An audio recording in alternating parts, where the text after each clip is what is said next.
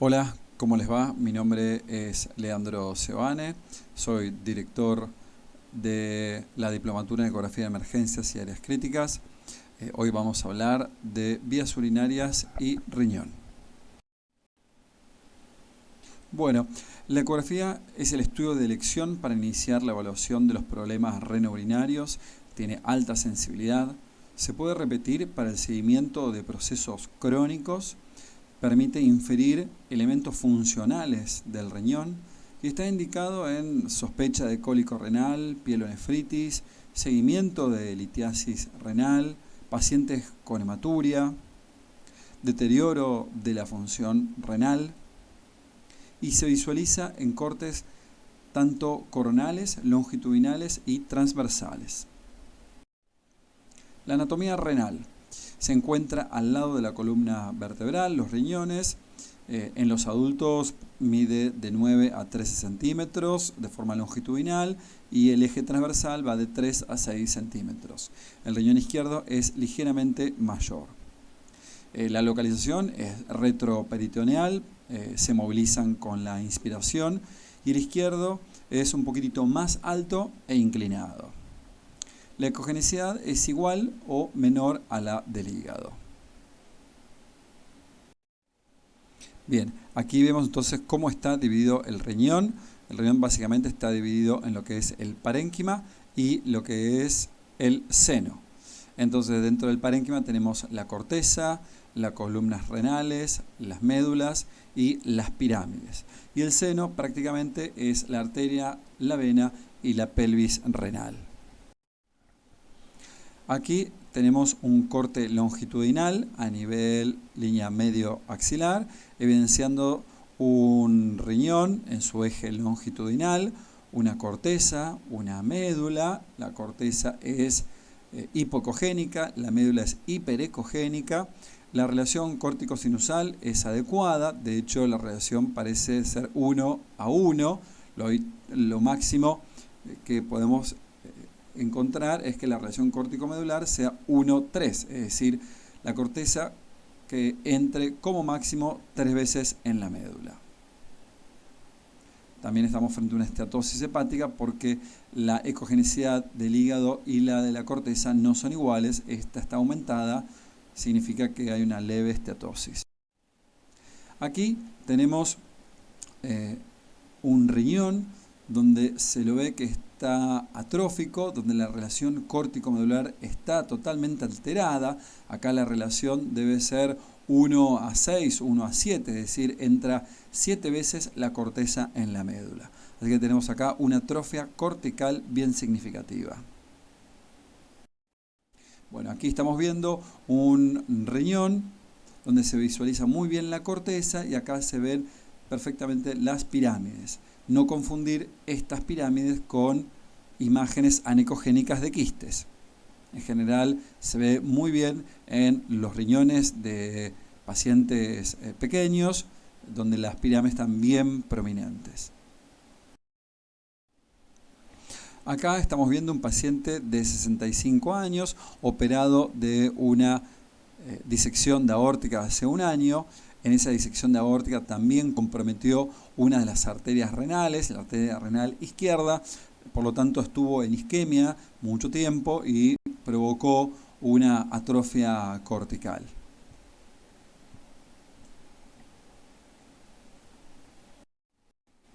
Bien, aquí tenemos un riñón que está disminuido de tamaño, lo vemos que tiene 69 milímetros.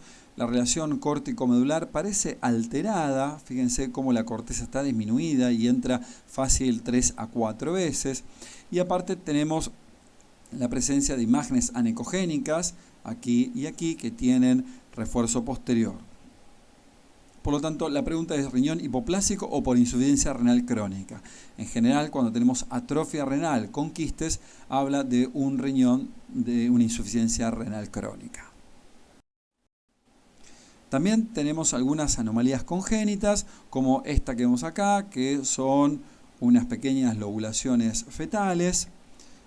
Aquí también tenemos otra lobulación fetal.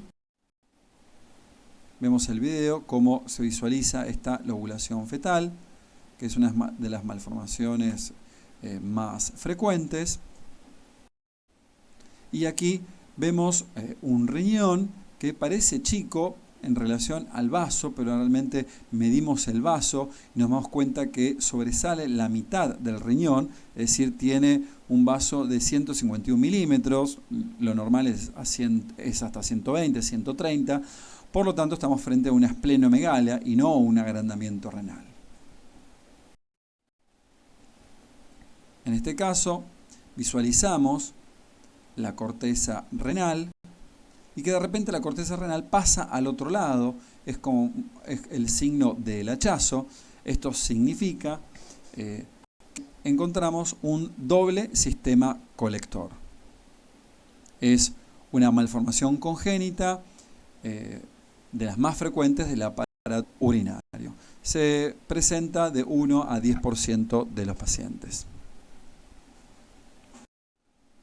Bien, aquí tenemos un corte transversal donde visualizamos muy bien, en este caso, la aorta que está aquí. Esta es la columna vertebral. Y vemos cómo el polo inferior del riñón derecho se une al polo inferior del riñón izquierdo. Por lo tanto, ven cómo está unido. Por lo tanto, esto es un riñón en herradura.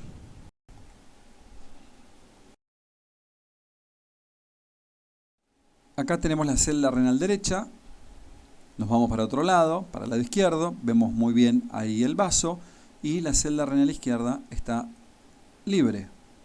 Nos vamos a pelvis y visualizamos entonces un riñón tóxico o riñón pélvico o descendido. En general es levemente menor al riñón ubicado en la celda normal.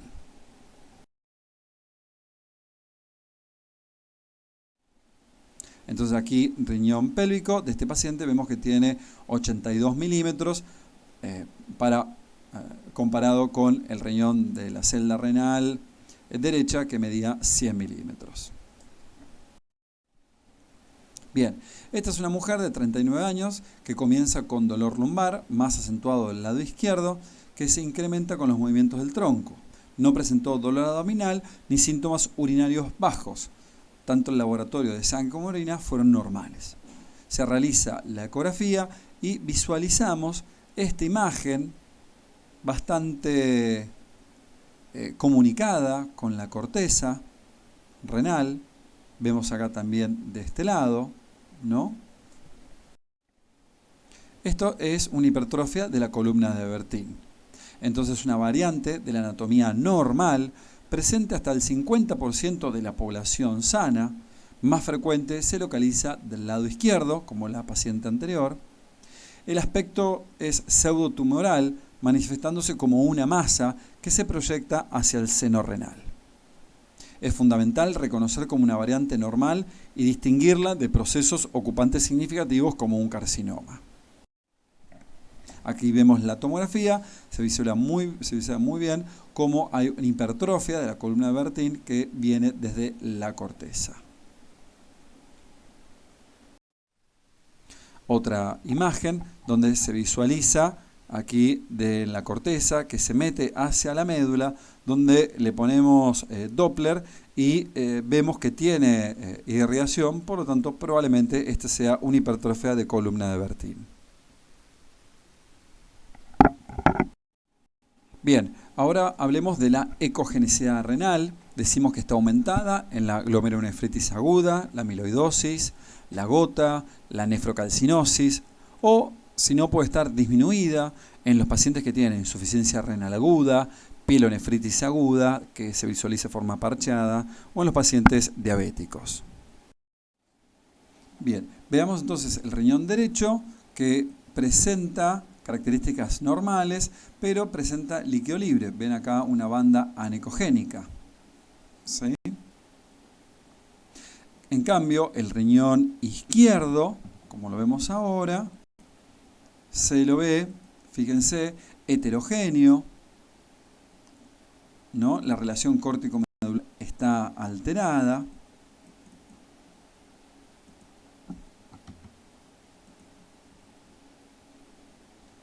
producto de una pielonefritis aguda. El paciente lamentablemente estaba en shock séptico, estaba peritoneal, tuvo que operarse y lamentablemente le tuvieron que realizar una nefrectomía total. Vemos acá otras causas de aumento de la ecogenicidad renal, en este caso es una glomerulonefritis aguda. Vean acá el video, cómo se visualiza muy bien cómo la ecogenicidad de la corteza es prácticamente igual a la de la médula. Esto es un paciente con glomerulonefritis aguda y no sé si vieron cómo también presenta derrame pleural de ese lado. Vamos a los cálculos renales, son en general el 90% de calcio, algunos de ácido úrico, de estruita o cisteína. El tamaño en general, los más de 5 milímetros son las llamados litiasis y los menores de 5 milímetros son las microlitiasis. Hay algunos también que son grandes, de aspecto llamados colariformes. Producen ecos intensos y una sombra posterior bien delimitada si en general son mayores a 5 milímetros. Acá vemos algunas imágenes donde se visualiza una imagen hiperecogénica con sombra posterior, una linda litiasis a nivel cortical, otras imágenes pero ya microlitiasis donde no tienen sombra posterior, ven acá la imagen hiperecogénica como acá, sin sombra posterior, y acá otra que no llega a los 5 milímetros y tampoco tiene sombra posterior. Estas imágenes son microlitiasis. Aquí tenemos otra imagen que más o menos tiene unos 9 milímetros, bien hiperecogénica y tiene una leve, una tenue sombra posterior. Acá en este caso, fíjense cómo hay un cálculo colariforme donde todas estas imágenes que están unidas, bien hiperecogénicas en la médula, que todas generan sombra acústica posterior. Este es un riñón típico de infecciones recurrentes por Proteus, por ejemplo, que hacen esta imagen colariforme. Otras imágenes también, en este caso puede ser una microlitiasis, tiene quizás 5 milímetros o menos, pero en este caso un paciente delgado donde se visualiza muy bien esta sombra acústica posterior. Acá tenemos otras microlitiasis a nivel cortical, a nivel también medular, que no generan sombra. Bien, ahora hablemos de la uronefrosis, es la dilatación de la pelvis renal y las cálices de forma secundaria a la obstrucción de la vía urinaria. Si la obstrucción es en la uretra, la hidronefrosis es bilateral. La hidronefrosis genera un área hipoecoica o pseudoquística dentro del seno renal. La separación de las dos áreas puede ser discreta, moderada o severa según el grado de la obstrucción. Fíjense en este gráfico donde puede haber diferentes grados de hidronefrosis, ¿no? Hay un grado incipiente 1 y hasta un grado importante, un grado 5, donde la dilatación, la hidronefrosis es severa y está acompañado de una atrofia cortical. En este caso tenemos una hidronefrosis moderada, donde la pelvis está medida, tiene 35 milímetros, y acá tienen las diferentes cálices secundariamente dilatadas. En este mismo paciente vemos cómo seguimos la pelvis renal, el uréter persiste de forma dilatada, lo seguimos hasta prácticamente la llegada en la vejiga. Llegamos hasta abajo de todo, donde visualizamos la vejiga y visualizamos que todavía persiste dilatado el uréter, probablemente por una piedra que está obstruyendo la salida de la orina hacia la vejiga. Aquí estamos viendo un riñón, donde lo vemos que tiene una dilatación pielocalicial. Acá están las cálices. Ahora vamos a ver la pelvis, que en la pelvis tiene acá una imagen hiperecogénica con sombra posterior. Por lo tanto está obstruyendo la pelvis y por lo tanto dilatando también las cálices. Aquí vemos otro paciente donde visualizamos que la dilatación pielocalicial es muy importante. no es muy grande la dilatación pélvica, vemos mide 31 milímetros, pero aquí sí vemos que hay una dilatación crónica y persistente de las cálices renales y al mismo tiempo visualizamos una atrofia cortical completa. Esto habla de una hidronefrosis severa y crónica. Bien, esto es simplemente para visualizar una pilografía ascendente donde se visualiza una gran dilatación pielocalicial. Aquí, en cambio, vemos una dilatación pielocalicial leve, donde tiene una pelvis renal de 13 milímetros y se visualiza el uréter proximal dilatado de 5 milímetros. Acá vemos otra imagen donde visualizamos un riñón que tiene la pelvis acá dilatada y algunas cálices también asociadas a esta dilatación pélvica. Probablemente la piedra se encuentre en el tercio medio o en el tercio distal, como es habitual encontrarlo en el tercio distal. También podemos utilizar el Doppler porque a veces tenemos cierta duda y creemos que estamos frente a una dilatación pielocalicial porque estamos viendo el seno renal, específicamente la vena renal izquierda en este caso, que bueno, le ponemos el Doppler y lo tiñe, entonces nos hace diferenciar de lo que es la pelvis, lo que son el sistema vascular. Y vemos cómo persiste una imagen anecogénica que es la pelvis renal y por aquí el uréter. Aquí tenemos otro riñón que se encuentra dilatado, vemos la pelvis como está dilatada, algunas imágenes cálcicas en los senos. Vamos hacia la vejiga, porque siempre hay que analizar la vejiga, y vemos entonces, bajamos la ganancia distal y de repente vemos como hay una imagen hiperecogénica que tiene sombra posterior compatible con un lito enclavado en la unión uretero-vesical derecha.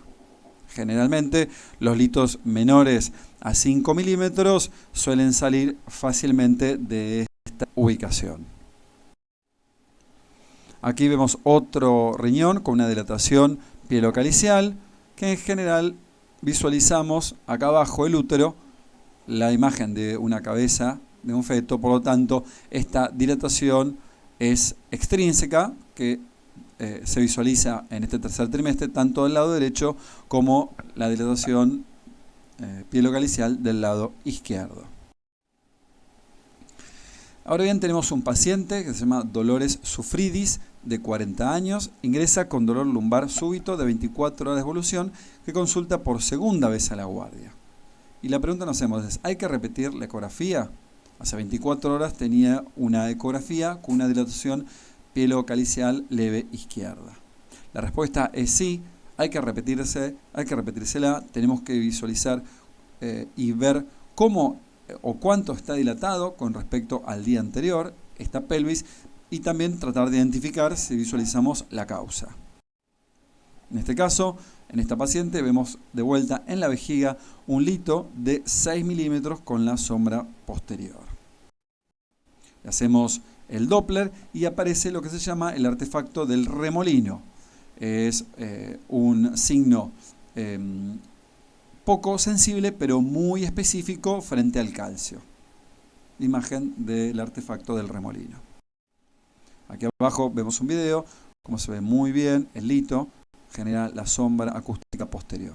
Acuérdense de bajar muy bien la ganancia distal para que toda la vejiga no me genere un refuerzo y me tape la imagen cálcica.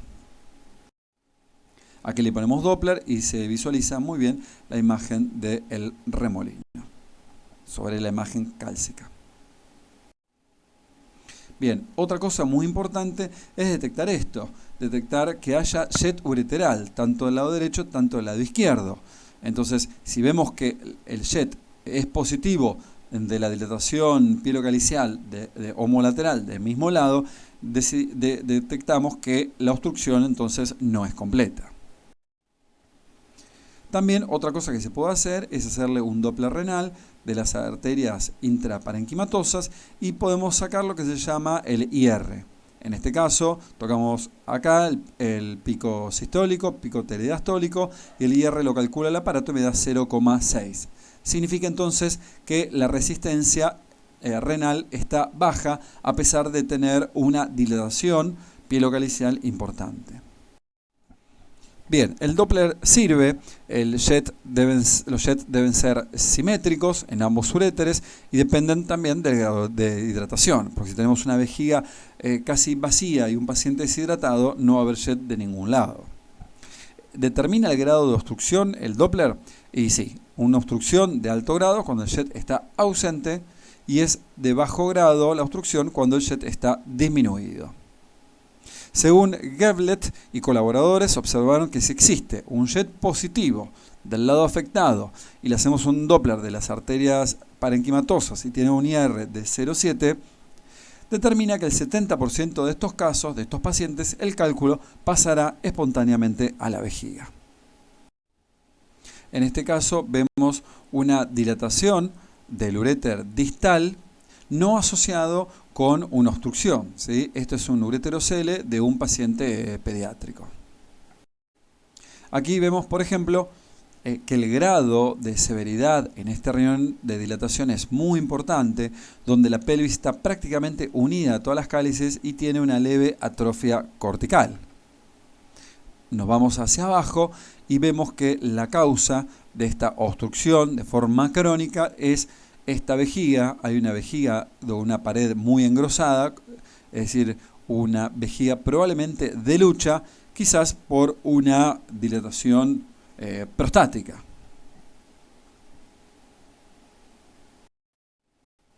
En este caso, visualizamos un paciente donde en la vejiga tiene una imagen de J, ¿sí? Esto es entonces un paciente donde se le puso justamente un catéter doble J, y muchas veces vuelve a la consulta porque nuevamente tiene dolor y lo que hay que visualizar es que esté correctamente colocado y no descendido.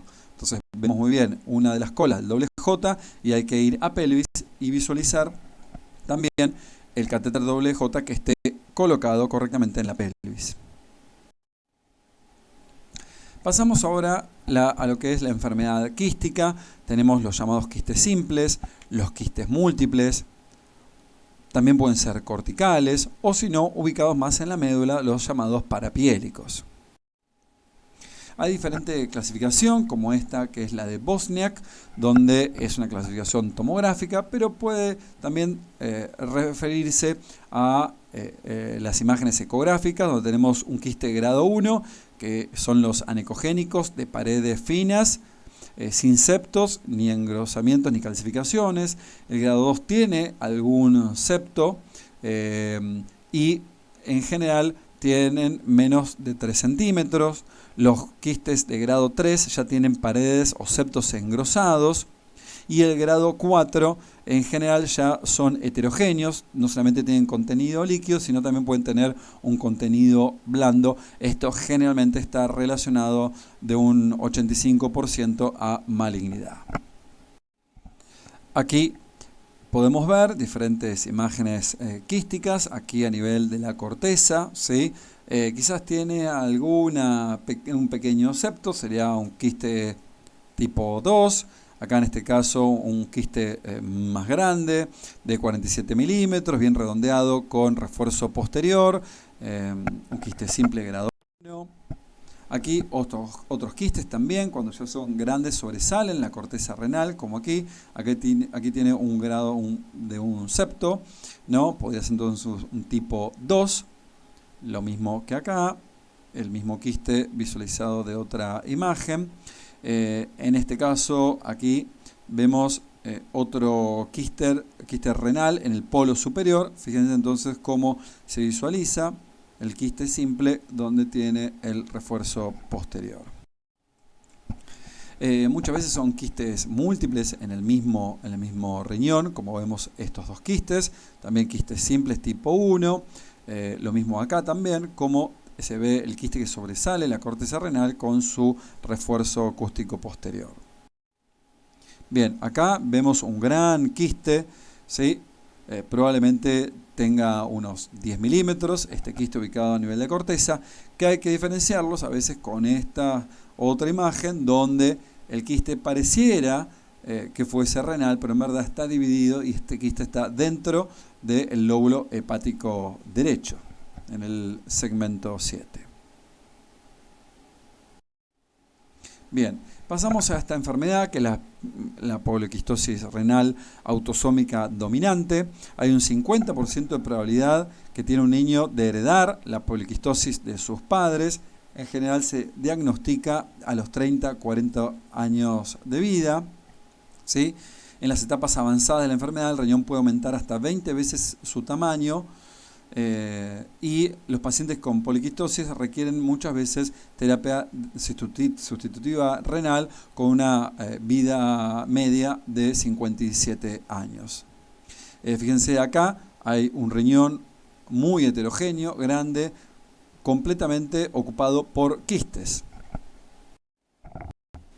Aquí tenemos la forma de hacer diagnóstico si hay antecedentes de este paciente de historia familiar de poliquistosis. Entonces se requieren al menos 3 quistes renales en individuos que tienen entre 15 y 39 años, 2 quistes renales en individuos entre 40 y 59 años, o al menos 4 quistes por riñón en individuos mayores a 60 años. Si hay ausencia de enfermedad poliquística familiar, por lo menos tiene que haber 10 quistes por riñón. Aquí vemos entonces un hígado que está completamente invadido por quistes, y al mismo tiempo nos vamos a la celda renal y vemos un riñón totalmente aumentado de tamaño, heterogéneo, con múltiples quistes enormes por doquier.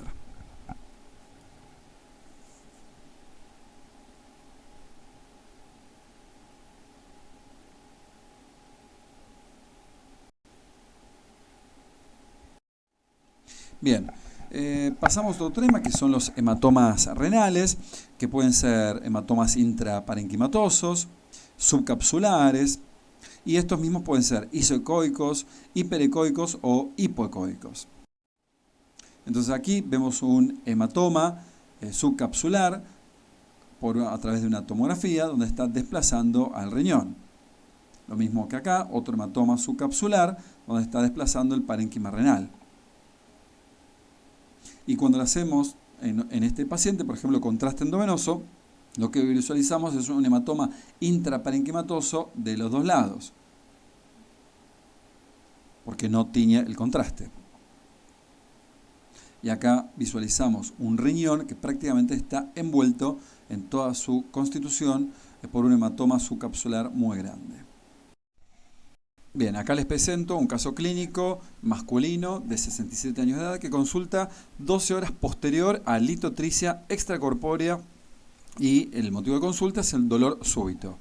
Ingresa hipertenso con un hematocrito de 44. El primer estudio se realiza la ecografía renal derecha, como vemos aquí, presenta el riñón de características normales, ¿sí?, con una leve cantidad de líquido libre que se visualiza aquí. Vamos al riñón izquierdo, donde la celda renal prácticamente está tapada por una imagen oscura, donde no se visualiza bien el riñón. Por lo tanto, posterior a esto, se le hace una tomografía computada y se visualiza cómo el riñón tiene perfectamente bien contraste, pero afuera, en la cápsula, tiene un gran hematoma subcapsular provocado, obviamente, por la litotricia renal. Otra imagen un poco más baja, donde se ve todo el hematoma bien grande subcapsular. Y aquí, en el polo inferior, enorme el hematoma subcapsular. Existe una clasificación de la American Association of Surgery de trauma, donde habla de la injuria renal, clasificado en 5 grados. Bien, en el grado 1 vemos que hay un hematoma subcapsular y la corteza renal está indemne. En el grado 2, el hematoma se visualiza ya un poco más aumentado de tamaño y está asociado a una laceración menos de 1 centímetro. En el grado 3 la laceración es más importante, tiene más de 1 centímetro con el hematoma subcapsular visualizable. El grado 4 tiene una laceración dentro del sistema colector y el hematoma subcapsular ya es mucho más grande. Y el grado 5, donde hay una avulsión del ilio con una severa lesión parenquimatosa y un hematoma que tiene volcado hacia la cavidad peritoneal. Este paciente tiene una caída de caballo, es el riñón izquierdo, donde se ve un hematoma subcapsular acá en el polo inferior, no sé si lo visualizan. Se visualiza aquí el hematoma subcapsular del polo inferior. Obviamente, para hacer una clasificación hay que realizar una tomografía y visualizar la laceración cortical asociada.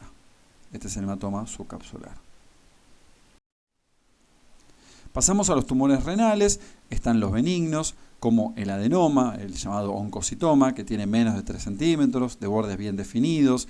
La ecogenicidad es mixta, generalmente hipoecogénicos, difícil de distinguir de una tumoración a veces maligna. Otro tumor benigno más frecuente es el angiomiolipoma, formado por grasa, músculo y vasos. Es hiperecogénico, está íntimamente relacionado al sexo femenino y casi siempre está asociado al riñón derecho. Bueno, miren acá esta imagen que se encuentra a nivel cortical, polo inferior. Tiene más o menos unos 30 milímetros. Son hipoecogénicos, que podría ser un adenoma. Vemos aquí una imagen donde hay pequeños angiomiolipomas a nivel cortical. Otro riñón, también derecho, donde hay una pequeña imagen hiperecogénica que no tiene sombra posterior, ¿sí? Y con Doppler es negativo. Bien, y acá tenemos otro riñón donde aparece primero una imagen, acá hiperecogénica, sin sombra posterior. Otra imagen anecogénica con refuerzo posterior y otra imagen hiperecogénica de unos 10 milímetros. Así que estamos frente a una litiasis, un quiste cortical renal y un angiomiolipoma. Aquí vemos un riñón y en la corteza vemos cómo se visualiza una imagen pequeña, hiperecogénica. Ahí está. Hiperecogénica, que no tiene sombra, debe medir unos 5 milímetros o 10 milímetros, característico de un angiomiolipoma. Bien, los tumores malignos es el carcinoma de células renales, los adenocarcinomas, que es el tumor maligno más común de hallar. La proporción en hombres, mujeres es 3:1. Aparece entre la cuarta a sexta década de la vida. Tiene una ecogenicidad mixta porque puede haber necrosis y también áreas quísticas.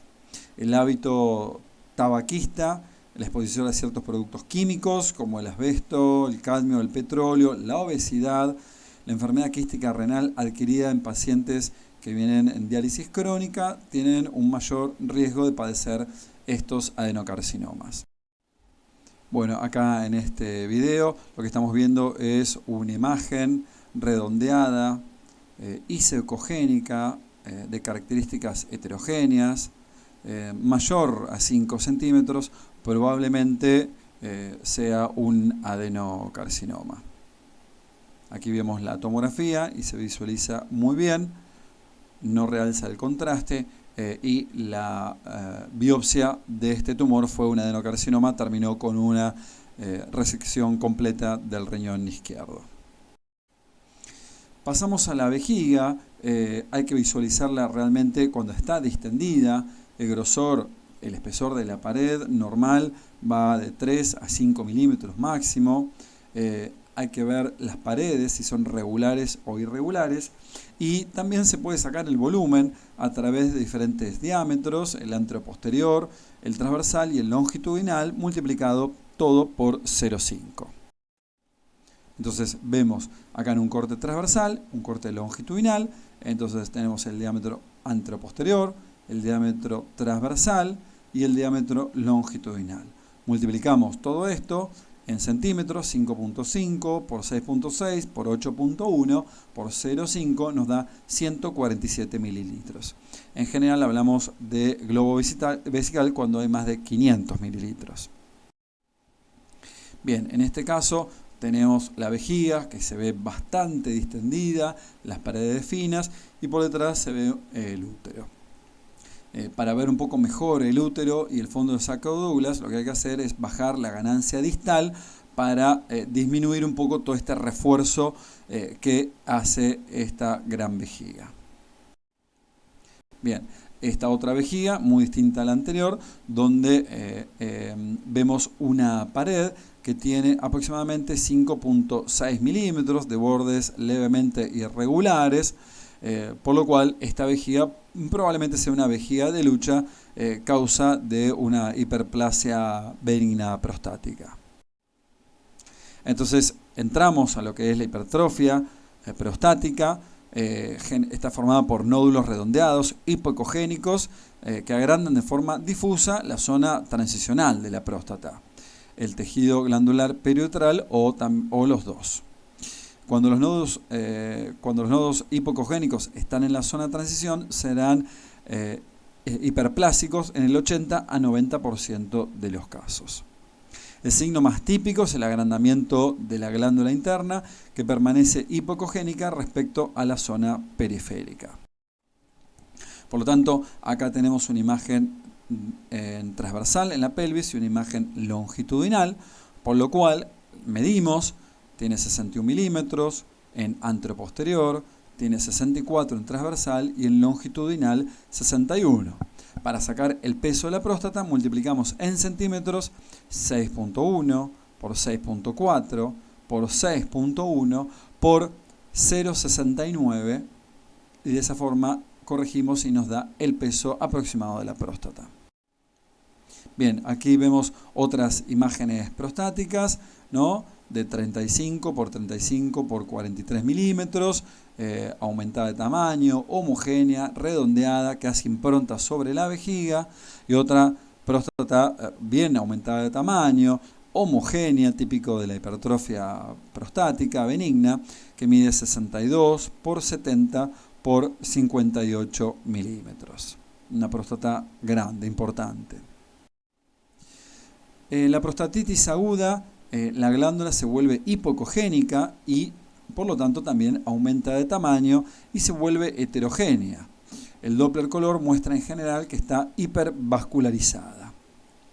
A veces puede observarse abscesos, que son imágenes anicogénicas dentro de la glándula. Entonces aquí vemos una imagen ecográfica y una imagen tomográfica, cómo se visualiza la prostatitis aguda con imágenes anicogénicas en su interior, compatible con microabscesos, como se visualiza también en la tomografía. Aquí se visualiza una gran próstata heterogénea de 88 por 93 milímetros y aquí se visualiza un área anicogénica que probablemente puede ser un absceso. Aquí se ve muy bien el balón de la vejiga. Le pusimos Doppler a esta próstata y se ve una gran vascularización de forma difusa. Prácticamente la glándula normal está muy poco vascularizada, ¿no? Bueno, aquí en esta gran próstata se le tuvo que poner una sonda vesical porque hizo una parte de una retención aguda de orina y se visualiza perfectamente bien el balón dentro de la vejiga. Y como conclusión, hay que ver el tamaño renal y correlacionarlo con el otro. No puede haber más de 20 milímetros de diferencia. Se visualizan siempre de la línea axilar media o posterior. La ecogenicidad aumenta en la pielonefritis o la glomerulonefritis. La dilatación pielocalicial severa siempre está asociada con atrofia cortical.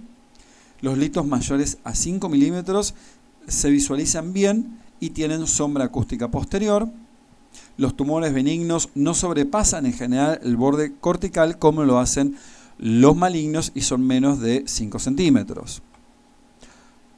Para calcular el volumen vesical es el lado por lado, es decir, el anteroposterior por el transversal por el longitudinal, multiplicado por 0,5 y nos da el volumen aproximado. Bueno, muchísimas gracias por su atención.